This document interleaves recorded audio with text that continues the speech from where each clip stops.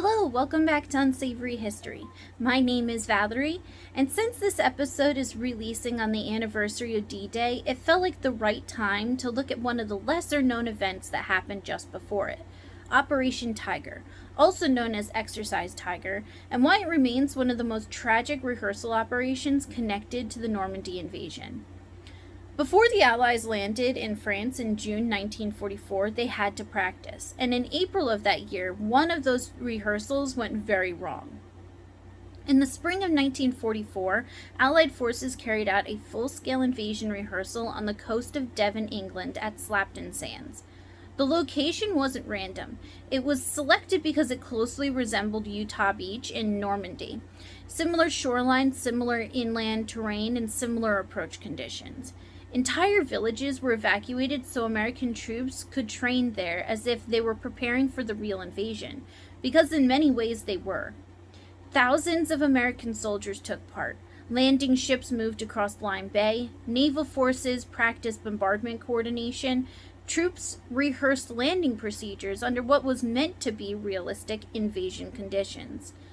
The goal was simple: eliminate uncertainty before D-Day.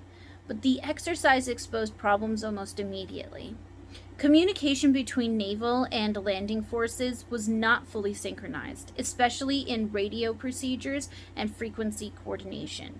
These issues may sound technical, but in an amphibious operation, they are critical.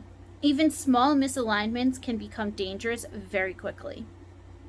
Some of the danger also appeared during the shoreline phase of the exercise. Live fire naval support was part of the training scenario, designed to simulate the conditions troops would face in Normandy. But coordination between timing windows and landing schedules was not always precise. According to multiple historical accounts of the operation, including U.S. Navy historical records and later analyses, there were moments where timing mismatches created unsafe conditions for troops during the exercise itself. It was a clear sign that the system was still being refined under real-world pressure. But the most serious loss of life didn't happen on the beach. It happened at sea.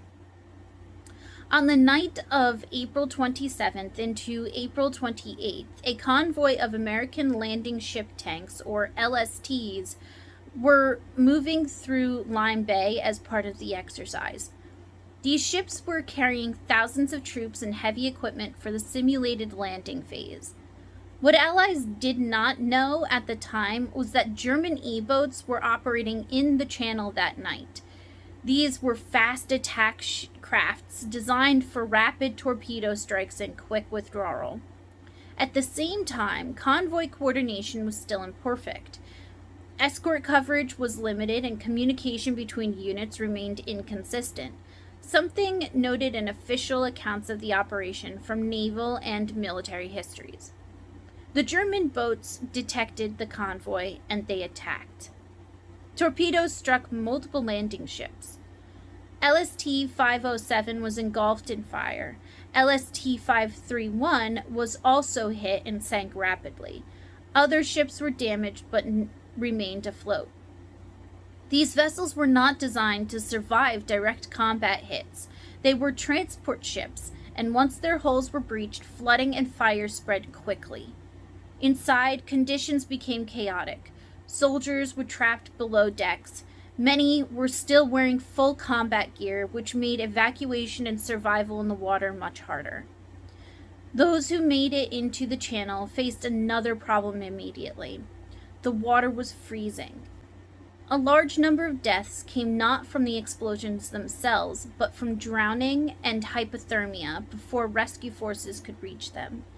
In total, at least 749 American servicemen died during Exercise Tiger.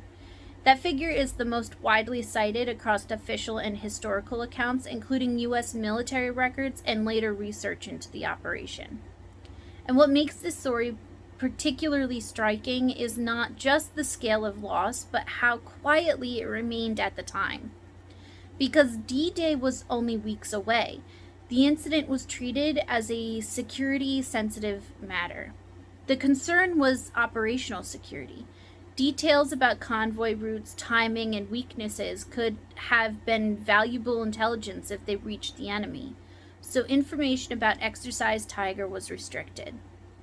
It did not receive public attention during the war, and families were often notified through standard casualty procedures with limited explanation about the exact circumstances. In many cases, they were simply told their loved ones were lost during training or at sea. This level of silence was not unusual in wartime operations of this scale, but it did mean the full story took time to emerge. Over the years, more details came out through official records, survivor accounts, and historical research. Sources such as History.com, U.S. Naval History Archives, and UK historical records helped reconstruct what actually happened that night in Lyme Bay. And historians like Giles Milton have pointed out that Exercise Tiger sits in a broader pattern of D-Day preparation, one defined by urgency, complexity, and constant pressure to be ready on time. When you step back, what Exercise Tiger really shows is how fragile that preparation was. Not because of a single failure, but because of how many moving parts had to align perfectly across sea, land, and command structures, and how easily that balance could break. It wasn't just a rehearsal for D-Day. It was a reminder of what could go wrong before the real invasion even began. Thank you for watching Unsavory History. My name is Valerie, and on this anniversary of D-Day, it's worth remembering that before the landings on the beaches of Normandy ever began, there were already lessons being paid for in advance. Exercise Tiger was one of them, a rehearsal that revealed just how high the cost of preparation could be even before the real battle began. In our next episode, we're going to be talking about the German Arch of Triumph, its significance not only in a psychological sense, but also how its influence continues to echo through historical memory today. If you enjoyed today's video, please like, subscribe, and share, and check out my other videos for more unsavory history. Thank you, and see you on the next one.